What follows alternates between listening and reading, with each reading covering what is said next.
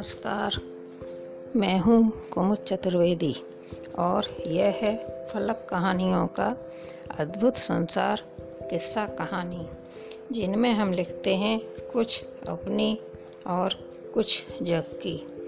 आज मैं आपको अपनी स्वरचित रचना सुनाने जा रही हूँ, जिसका शीर्षक है कल और आज।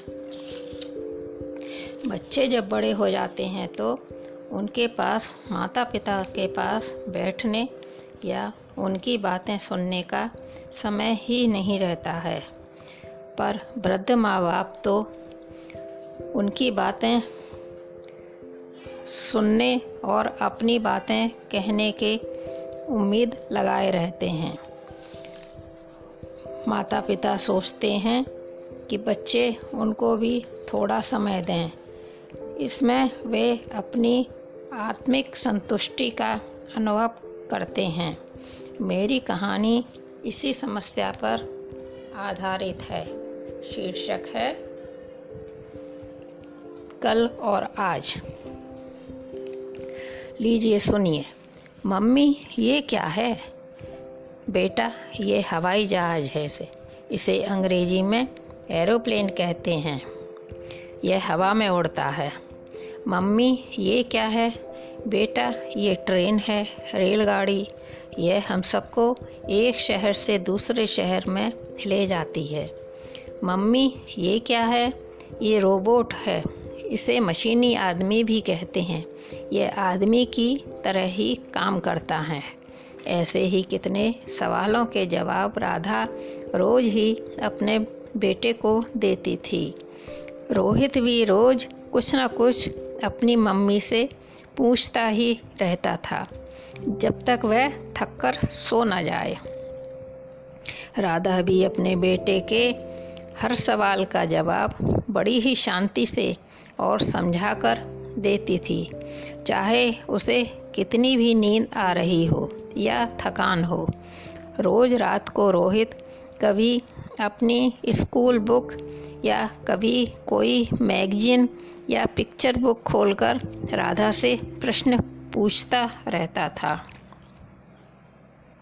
रोहित अभी 3 साल का ही था और पूरे दिन भर घर में अपनी मम्मी के पीछे पीछे घूमता रहता और कुछ न कुछ बोलता ही रहता था। राधा मध्य वर्गीय परिवार की साधारण गृहिणी थी, जो पूरे दिन गृहस्थी के कामों में ही निकाल देती हैं। उस पर भी राधा रोहित को पूरा समय देती थी, कभी चेहरे पर शिकन तक न आने देती थी। रात को वह थककर निढाल हो सोना चाहती थी, पर रोहित उस वक्त भी अपनी बुक खोल उससे कुछ न कुछ पूछता रहता था। राधा उसके हर प्रश्न का उत्तर बड़ी शांति से देती थी, जब तक कि वह थककर सो नहीं जाता था। समय बीता। सालों बाद रोहित अब 25-26 साल का नौजवान था और राधा 55 साल की हो चुकी थी। राधा का शरीर थकने लगा था, पर मन था कि थकने को तैयार ही नहीं था। इस उम्र में भी वह पूरे मनोयोग से गृहस्थी का हर काम करती थी। हालांकि अब उतनी फुर्ती नहीं थी शरीर में।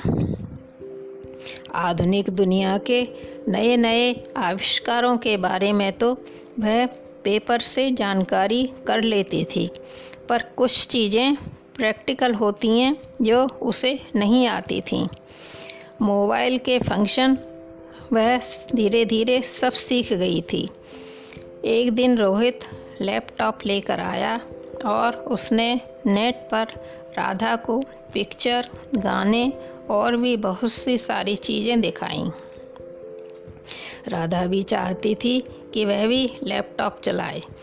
उसने रोहित से सीखा भी, पर बूढ़ा दिमाग इतनी जल्दी थोड़े ही सीख पाता है। वह कोशिश करती थी, पर उसे यह भी डर लगता था कि कहीं लैपटॉप खराब ना हो जाए। एक दिन राधा का बहुत मन कर रहा था कि वह लैपटॉप पर कोई पुरानी अच्छी पिक्चर देखे, पर वह खुद लैपटॉप खोलने से डर रही थी। उस समय रोहित भी उसके पास ही बैठा कुछ कर रहा था। राधा ने रोहित से कहा, बेटा लैपटॉप चालू कर दो, मैं पिक्चर देखूंगी। इतना सुनते ही रोहित चिल्लाकर बोला, कहाँ तक आपको रोज रोज सिखाऊं? रहने दो, कोई ज़रूरी नहीं है इसी पर देखना, टीवी पर ही देख लो, उसमें भी बहुत पिक्चरें आती हैं। मेरे पास ना इतना टाइम है और ना ही दिमाग जो मैं आपको बताता रहूं। राधा तो यह सुनकर एकदम सन्न रह गई। उसकी आंखों के सामने रोहित का बचपन घूम रहा था और वह आंखों में आए आंसुओं को छिपाने का प्रयत्न करती हुई वहां से उठकर चली गई। बस ये कहानी इतनी ही। अभी आप सुन रहे थे मेरी ही आवाज़ में मेरी स्वरचित कहानी। शीर्षक था कल और आज, और यह है फलक कहानियों का चैनल किस्सा कहानी। मैं कुमुद चतुर्वेदी, नमस्कार। फिर मिलते हैं इसी चैनल पर।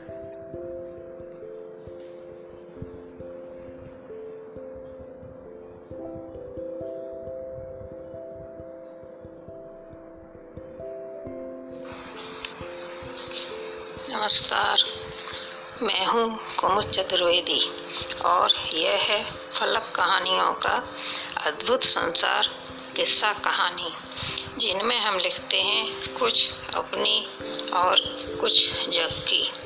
आज मैं आपको अपनी स्वरचित रचना सुनाने जा रही हूँ, जिसका शीर्षक है कल और आज।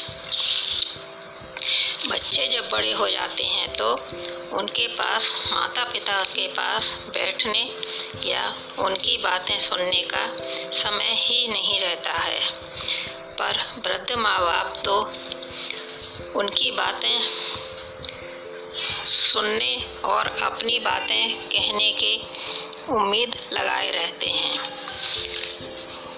माता पिता सोचते हैं कि बच्चे उनको भी थोड़ा समय दें, इसमें वे अपनी आत्मिक संतुष्टि का अनुभव करते हैं। मेरी कहानी इसी समस्या पर आधारित है। शीर्षक है कल और आज। लीजिए सुनिए। मम्मी ये क्या है? बेटा ये हवाई जहाज है, इसे अंग्रेजी में एरोप्लेन कहते हैं। यह हवा में उड़ता है। मम्मी ये क्या है? बेटा ये ट्रेन है, रेलगाड़ी। यह हम सबको एक शहर से दूसरे शहर में ले जाती है। मम्मी ये क्या है? ये रोबोट है, इसे मशीनी आदमी भी कहते हैं। यह आदमी की तरह ही काम करता है। ऐसे ही कितने सवालों के जवाब राधा रोज ही अपने बेटे को देती थी। रोहित भी रोज कुछ न कुछ अपनी मम्मी से पूछता ही रहता था, जब तक वह थककर सो न जाए। राधा भी अपने बेटे के हर सवाल का जवाब बड़ी ही शांति से और समझाकर देती थी, चाहे उसे कितनी भी नींद आ रही हो या थकान हो। रोज रात को रोहित कभी अपनी स्कूल बुक या कभी कोई मैगजीन या पिक्चर बुक खोलकर राधा से प्रश्न पूछता रहता था। रोहित अभी 3 साल का ही था और पूरे दिन भर घर में अपनी मम्मी के पीछे पीछे घूमता रहता और कुछ न कुछ बोलता ही रहता था। राधा मध्य वर्गीय परिवार की साधारण गृहिणी थी, जो पूरे दिन गृहस्थी के कामों में ही निकाल देती हैं। उस पर भी राधा रोहित को पूरा समय देती थी, कभी चेहरे पर शिकन तक न आने देती थी। रात को वह थककर निढाल हो सोना चाहती थी, पर रोहित उस वक्त भी अपनी बुक खोल उससे कुछ न कुछ पूछता रहता था। राधा उसके हर प्रश्न का उत्तर बड़ी शांति से देती थी, जब तक कि वह थककर सो नहीं जाता था। समय बीता। सालों बाद रोहित अब 25-26 साल का नौजवान था और राधा 55 साल की हो चुकी थी। राधा का शरीर थकने लगा था, पर मन था कि थकने को तैयार ही नहीं था। इस उम्र में भी वह पूरे मनोयोग से गृहस्थी का हर काम करती थी। हालांकि अब उतनी फुर्ती नहीं थी शरीर में। आधुनिक दुनिया के नए नए आविष्कारों के बारे में तो वह पेपर से जानकारी कर लेती थी, पर कुछ चीज़ें प्रैक्टिकल होती हैं जो उसे नहीं आती थीं। मोबाइल के फंक्शन वह धीरे धीरे सब सीख गई थी। एक दिन रोहित लैपटॉप लेकर आया और उसने नेट पर राधा को पिक्चर, गाने और भी बहुत सी सारी चीज़ें दिखाईं। राधा भी चाहती थी कि वह भी लैपटॉप चलाए। उसने रोहित से सीखा भी, पर बूढ़ा दिमाग इतनी जल्दी थोड़े ही सीख पाता है। वह कोशिश करती थी, पर उसे यह भी डर लगता था कि कहीं लैपटॉप खराब ना हो जाए। एक दिन राधा का बहुत मन कर रहा था कि वह लैपटॉप पर कोई पुरानी अच्छी पिक्चर देखे, पर वह खुद लैपटॉप खोलने से डर रही थी। उस समय रोहित भी उसके पास ही बैठा कुछ कर रहा था। राधा ने रोहित से कहा, बेटा लैपटॉप चालू कर दो, मैं पिक्चर देखूंगी। इतना सुनते ही रोहित चिल्लाकर बोला, कहाँ तक आपको रोज रोज सिखाऊं? रहने दो, कोई जरूरी नहीं है। इसी पर देखना, टीवी पर ही देख लो, उसमें भी बहुत पिक्चरें आती हैं। मेरे पास ना इतना टाइम है और ना ही दिमाग जो मैं आपको बताता रहूं। राधा तो यह सुनकर एकदम सन्न रह गई। उसकी आंखों के सामने रोहित का बचपन घूम रहा था और वह आंखों में आए आंसुओं को छिपाने का प्रयत्न करती हुई वहां से उठकर चली गई। बस ये कहानी इतनी ही। अभी आप सुन रहे थे मेरी ही आवाज में मेरी स्वरचित कहानी।